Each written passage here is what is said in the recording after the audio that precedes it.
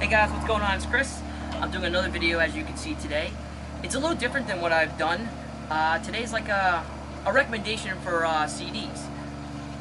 Now, some of you probably have met me within a few couple of years and probably thought, oh, he's just into one genre. Not the case. I like lots of genres. I have a unique taste. I like Oasis to Madonna to Queen to some of Cradle of Filth, Shadows Fall, all the way to Van Halen to Billy Joel.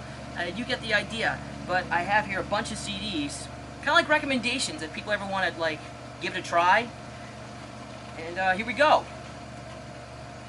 How many CDs do I'm trying to think. I forgot how many I got here. Wait, I gotta count. I forgot. I went blank. 1, 2, 3, 4, 5, 6, 7, 8, 9, 10. I got 10 CDs here. But number 10 is Misfits' Famous Monsters. It came out in 1999. My uncle actually got me this, or gave it to me in January 2000 before I went to my first concert, the second annual Hardcore Metal Festival in Worcester. And I got to see these guys. And it's a great CD. It really is. I actually prefer, me personally, I prefer Mikhail Graves over Danzig with the Misfits. I know some of you might be like shocked, like, he's saying that? Yeah, I didn't like Danzig with the Misfits. I thought it kind of sucked. I think this guy brought a whole new take on it. It's just unfortunate that it's now just Jerry only. I mean, the name says itself, only, and nobody else is part of the band. But this one definitely I recommend to some of you. There's also American Psycho before this, which is really good. I have a story behind this is that I have the actual, I made a cover for career graphics course, and inside that I don't have with me, but I have 2 autographs. I have Jerry Only's and I have Dr. Chud's. I have yet to get Mikhail's or Michael and Doyle's, and I hope so. I hope so one day to get both theirs. But Famous Monsters. Number 9 is Boston Third Stage. This CD came out in 1986. Tom Schultz is, I think, is one of the best guitarists out there by far, but he's always never, you see like the Rolling Stone countdowns and they never mention him, and it's sad because this guy really brought a whole different type of unique sound to the table with the debut album, Don't Look Back, and this one. There's great songs like Cool the Engines, Amanda. What else is on here that might want to check out? I Think I Like It, Can't You Say?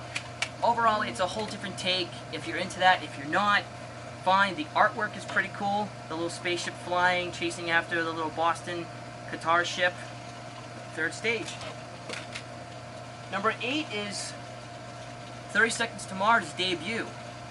Now, when Beautiful Lie came out, and I heard a couple of songs off that album, I remember this.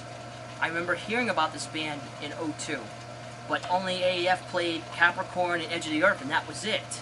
And then I forgot over time until I bought Beautiful Lie, and I said, wait, there's an album before this. This is really, really good. Buddha for Mary, Welcome to the Universe. It's got a whole like space vibe to it, but if you're a hardcore 30 Seconds to Mars fan, you'll understand, and if not, give it a try. You never know. Number, what is it? 7? Depeche Mode, Songs of Faith and Devotion. I remember as a teenager this album coming out, and it debuted #1 on the billboards, and they had a really successful tour. It almost caused a breakup of this, but it also was considered a grunge album. Really, guys, Depeche Mode, a grunge band at that time. But the songs, the opening tracks, I Feel You, to Walking in My Shoes, Condemnation, Get Right With Me, messing up, bear with me, Higher Love. Overall, it's got a unique vibe. I prefer this over Violator, but that's me though. But try it out if you want. You get the gist of how I'm counting down, so I think you know what count it is. Extreme 2, Pornography. This album is their second album. The song, this one's mostly known for More Than Words and Wholehearted, but Decadent Dance, Little Jack Horny, When I'm President, Mike Anderson, I remember you mentioned, you joked around how you want to be president. Check the song out. You might get a kick out of it. It's a Monster. Great guitar work by Nuno Bendecourt. Awesome stuff. But once again, Pornography 2. I mean, Extreme 2 Pornography. Try that one out. The next one, you're going to say, why does he have it on here? Why? But I'm a Van Halen fan. I never gave the album a chance. I only listened to 2 songs and I knocked everybody else. But when I listened to it a couple years back, I loved it. And it's Van Halen 3. The guitar work on this is really up there with Eddie Van Halen's other stuff. You can, some of you have it, you can tell that most of the bass playing is done by him. You know, he went through his, like, control freak, I want to do it all me. But honestly, From Afar, Year to the Day, what is it, Once, those songs really stick out to me. Without You and Fire in the Hole, some of you have heard, they're good. Some of them are okay, like Dirty Water Dog, but the rest of it, I say give it a shot, please. Van Halen 3. This one is Queen Innuendo.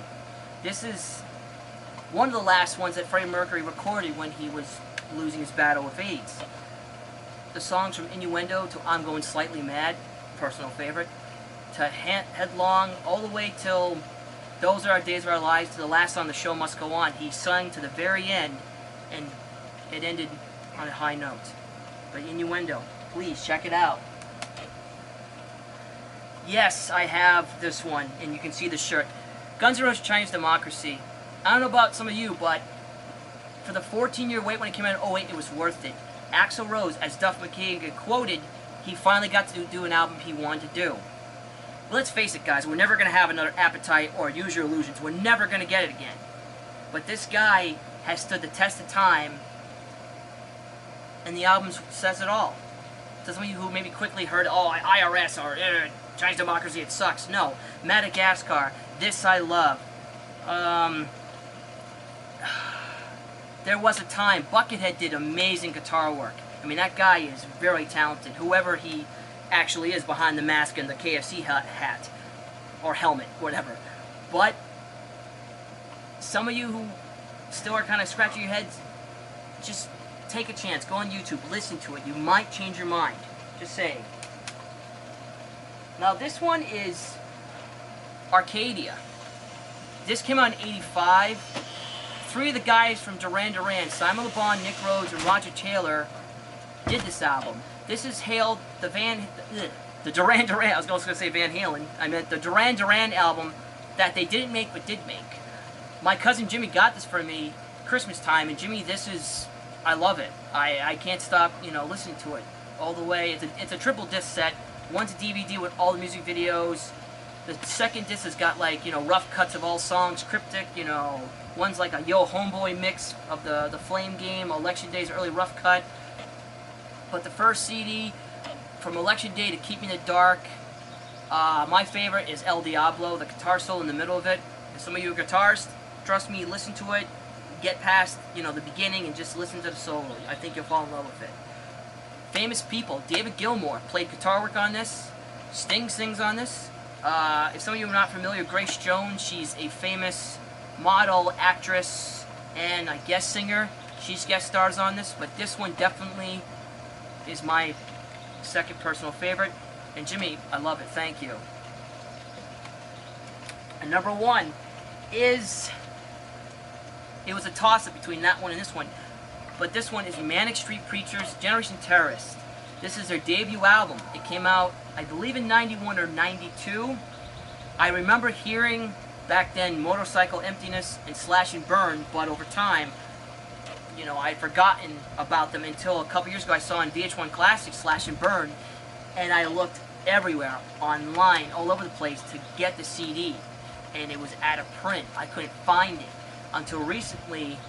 They released a special edition with additional songs, and I had it burned actually from FYE. They burn CDs now for a very fair price. I think I paid $10, and you have 18 songs. It's worth it. But definitely, it's hailed one of the debut albums in the 90s you must have if you're into that kind of type of music. I mean, Slash and Burn, Motorcycle Emptiness, Spectres of Suicide, Pretty Baby Nothing, no, Little Baby Nothing. Tracy Lords guest sings on that. Some of you know Tracy Lords, definitely. She sings on that one. You Love Us, all the way to Condemn to Rock and Roll. The way it ends is by far, I think, one of my favorite albums right now. But please, there you have it. You know, a bunch of CDs. I think some of you maybe should take a chance and try out, listen to. If not, whatever. But also, I like maybe some, like, you know, feedback, guys. So maybe give me some criticism, please. Tell me if I'm doing the videos good. As you can see, I've stuttered a little bit and I messed up, but hey, no one's perfect. But definitely, I'd like the feedback. And yeah, there'll be more to come. Take care, you guys.